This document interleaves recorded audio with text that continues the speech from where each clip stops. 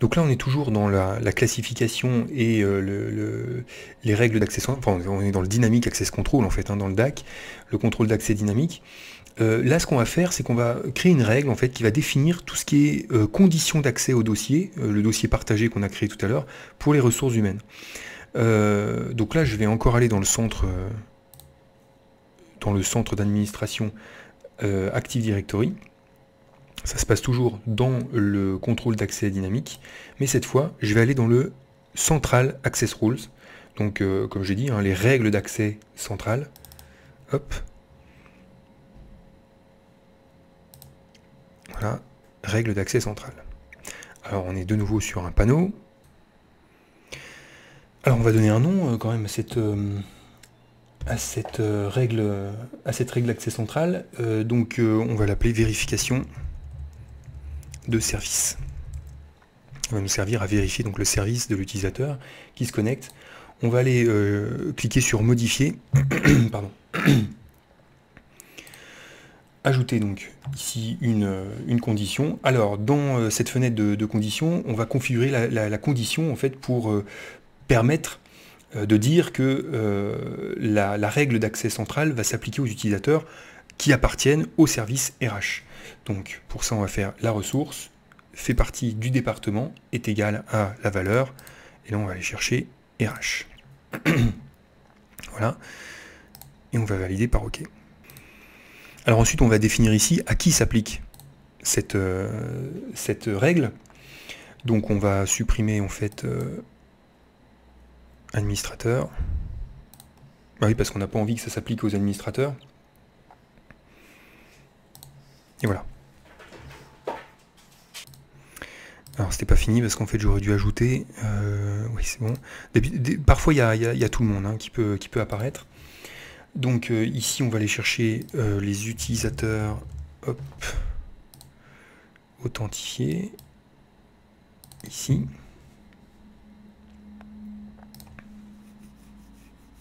Voilà.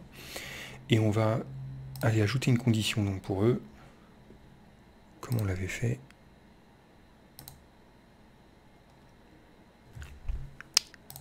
Sauf que c'est pas une ressource, c'est bien un utilisateur, voilà, qui fait partie du département égale à la valeur ressource plutôt. Département. Oui, la ressource qu'on avait créée précédemment. On va laisser comme ça, on va laisser en autorisé. Donc ça c'est bon.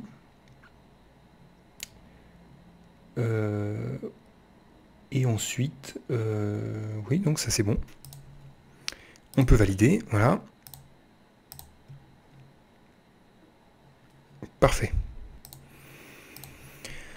Et on va créer donc une nouvelle règle d'accès central à nouveau. Celle-là, on va l'appeler on va l'appeler accès au RH.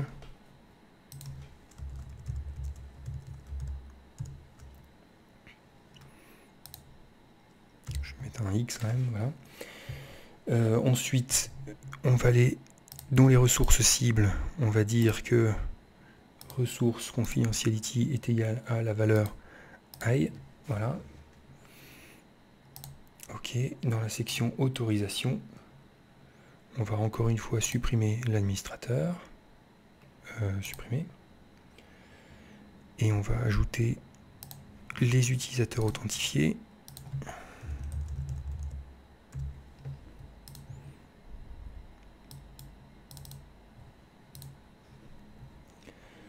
On va ajouter une condition, donc utilisateur, membre de chaque valeur. Là, on va aller chercher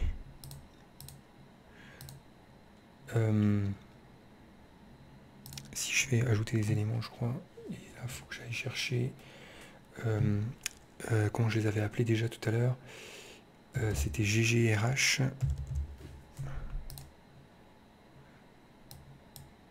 Non, c'était GG. Non, c'était pas RH. C'était, pardon, c'était GG Direction, je crois que j'avais appelé. En GG, voilà. Et j'ajoute une autre condition. Donc c'est cette fois le périphérique qui fait partie du groupe dont la valeur est Et là, je vais aller chercher, c'était pareil, GG, je sais plus ce que c'était, GG RH Computer, voilà, c'est ça.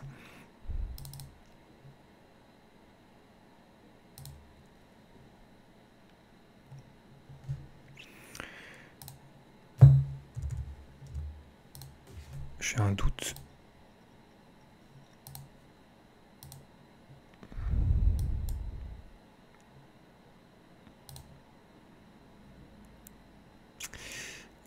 J'ai un doute, oui, c'est plutôt ça que je vais chercher. Je vais mettre les deux.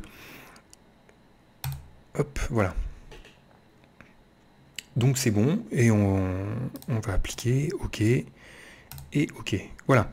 Donc, excusez-moi pour la petite hésitation.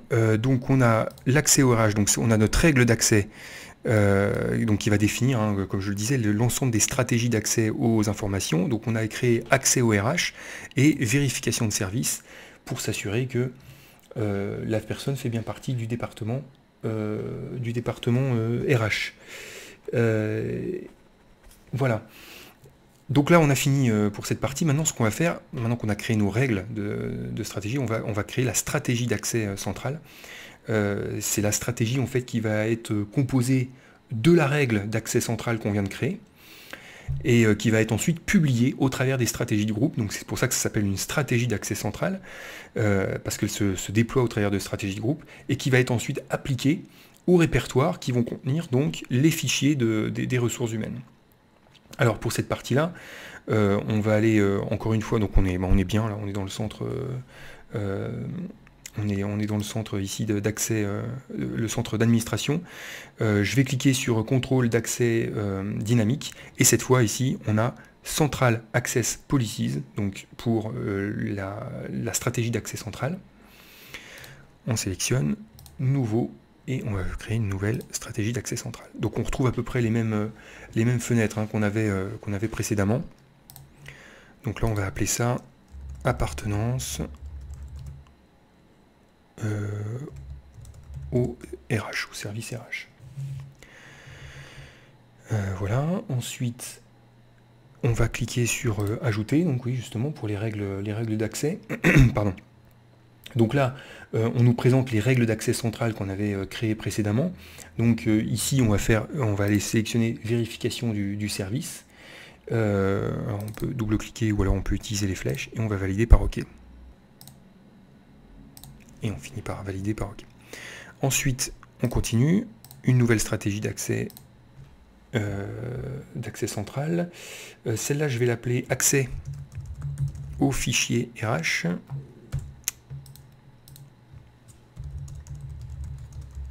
Voilà.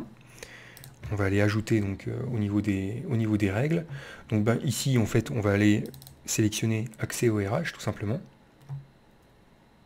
Et on va valider par OK. Et on finit de la créer.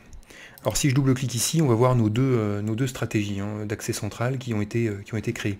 Alors maintenant qu'elles ont été créées, l'idée ici ça va être de publier cette stratégie d'accès central via donc des stratégies de groupe, les stratégies standards qu'on utilise. Donc là on va aller dans la gestion des stratégies de groupe, donc hop, je sais plus si j'avais fermé ma fenêtre ou pas avant, ça je vais le fermer, oui j'avais dû la fermer, donc gestion des stratégies de groupe. Alors on va aller chercher l'OU en fait, hein, que j'avais créé tout à l'heure, et ici sur cette OU là on va créer une nouvelle stratégie de groupe. Hop. J'aime pas faire ça, en général j'aime bien passer par objet et ensuite les lier juste après. Parce que si on le fait directement ici, elle va être automatiquement liée et appliquée immédiatement. Et je préfère pas. Donc là c'est pas grave, on va l'appeler contrôle RH. Oui, accès RH.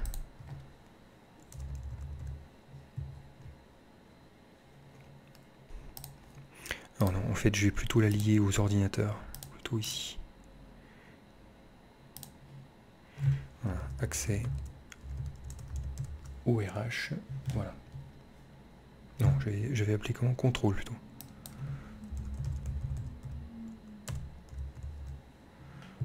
Voilà, contrôle d'accès au RH. On va aller éditer cette stratégie. Alors, ordinateur, stratégie, paramètres Windows, oui, je sais. Paramètres Windows, paramètres de sécurité, hop, système de fichiers. Je l'ai où le système de fichiers? Ah, ici, système de fichiers. Et stratégie donc d'accès centralisé. Alors, on va créer ça. Et on va cliquer sur gérer les stratégies. Donc ici, on nous présente nos deux stratégies d'accès central, appartenance et accès aux fichiers. On va prendre les deux, hein, tout simplement. Donc, hop, ajouter et ajouter. Voilà. Et on va cliquer sur OK pour valider. Donc voilà, on a nos deux stratégies qui ont été créées. Et ensuite, alors c'est pas fini, on va aller dans stratégie. Je vais remonter un petit peu. On va aller dans modèle, système et assistance en cas d'accès refusé. Voilà. Et alors là, on va aller, hop, on va aller personnaliser le message des erreurs d'accès refusé. On va faire modifier. On va activer le message pour l'accès refusé. On va dire vous n'avez pas les autorisations nécessaires. Hop.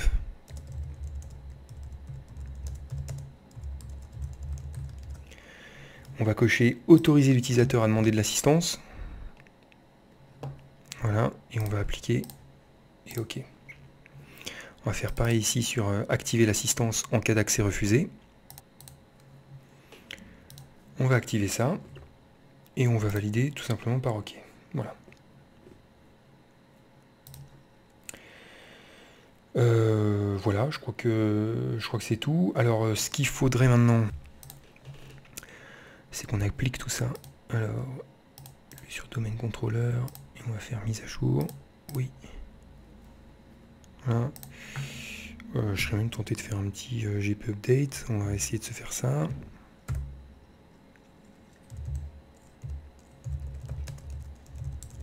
Bon, logiquement, ça se fait sur le serveur de fichiers, hein, le serveur de fichiers qu'on aurait dû avoir.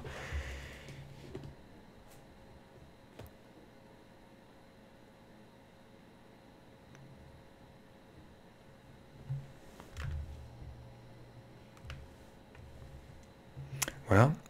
Alors, je vais retourner donc dans RHFile. Ici, on va aller dans les propriétés et on va aller dans la sécurité. Voilà. On va aller dans avancer et on a. Alors, j'ai pas l'onglet que je veux. Je vais redémarrer le serveur.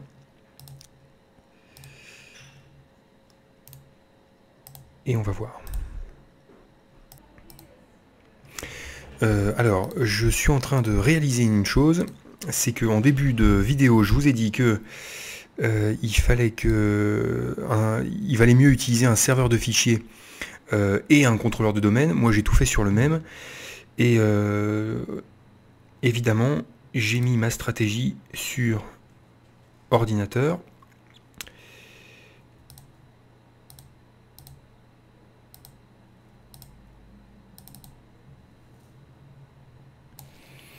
Alors, on va la voir ici plutôt. Contrôle d'accès RH. Je l'ai mis sur quoi? Sur groupe. Ah oui. Non, ça va pas du tout, ça. Ça ne va pas du tout. J'aurais dû la lier. Et puis, vu que j'ai... je vais la lier ailleurs. Hop.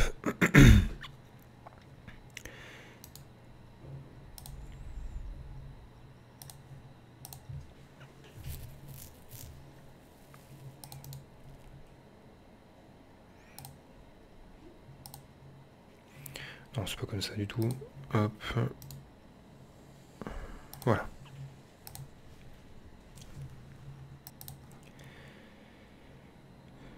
Hop, on va mettre à jour et je vais faire mon GP update.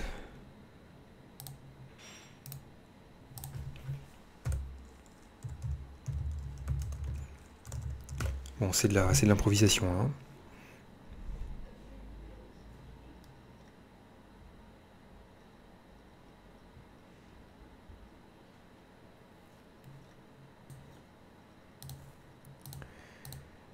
Je vais quand même fermer la session et la rouvrir. Alors, on va voir si c'est rentré dans l'ordre. Partage, commun. Alors, sécurité, avancée. Voilà, on a l'onglet stratégie ici qui apparaît, donc c'est bon. Stratégie centralisée, voilà, on va pouvoir aller voir. Pardon. Je vais, alors je suis sur lequel là? Je suis sur le commun. On va d'abord commencer par l'autre. Je vais faire le RH file, propriété, sécurité, avancée. Ici, voilà. Je vais cliquer sur modifier ici et je vais aller chercher ma stratégie qui s'appelle donc appartenance au RH. Et on valide, OK et OK. Voilà. Et ensuite, je vais éditer les propriétés de commun, sécurité, avancée. Pareil ici, je vais faire modifier. Je vais aller sélectionner ici accès, accès au RH. Pardon. Et je valide OK et OK. Voilà. Donc c'est bon. On a mis tout ce qu'on voulait. Alors maintenant, il faudrait tester avec un client. Alors mon client, je l'ai installé. Je ne sais pas si... Hop. Alors mon client, c'est CL01. Je vais le mettre...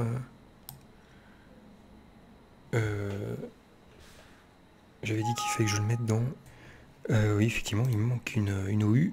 Évidemment, je ne l'avais pas faite. Alors, unité d'organisation, computer, hop, voilà. Et je vais mettre mon client ici. Voilà, et puis j'avais dit que... Alors, j'ai qu'un seul client, on va faire avec. Je vais aller éditer donc les propriétés. Et dans mon champ description ici, je vais mettre RH. Donc dans un premier temps, on va dire que c'est le client RH. Je vais aller dans les groupes ici. Et j'avais computer RH. Là. Je vais chercher en tant que membre. Je vais ajouter donc client 01. Ah oui. Hop.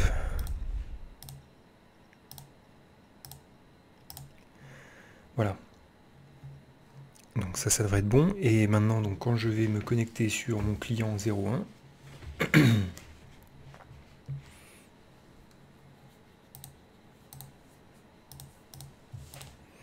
peut-être redémarrer la session quand même.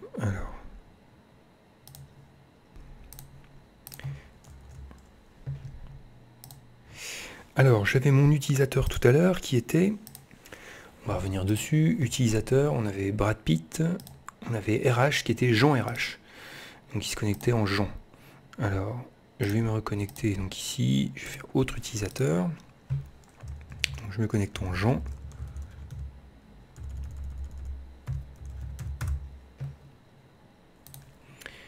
Alors je vais aller et tenter d'accéder.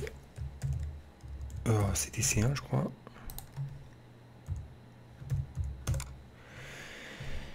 Voilà, j'ai le commun ici. Je vais essayer d'accéder à public. Pas de problème. Et là, pas de problème. Alors c'est normal, puisque je suis depuis un ordinateur qui s'appelle client 01. Client 01, faisons partie des ordinateurs qui a le droit, et en plus je me connecte avec Jean qui a tous les droits également en termes d'accès au RH. Donc ça c'est bon dans le commun, et puis dans le resource file, ici on y arrive également. On n'avait pas de fichier, mais voilà. Maintenant je vais faire l'inverse. Alors je vais fermer la session déjà. Hop. Je vais me connecter, alors je vais aller dans computer ici, non pas dans computer ici, je vais aller dans là, je vais aller dire que je vais supprimer CL01, donc il est plus membre du service RH. En revanche, je vais mettre l'ordinateur comme étant, hop,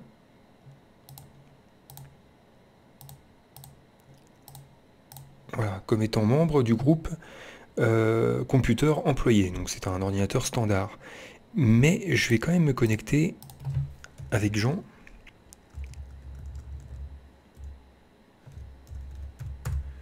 Voilà.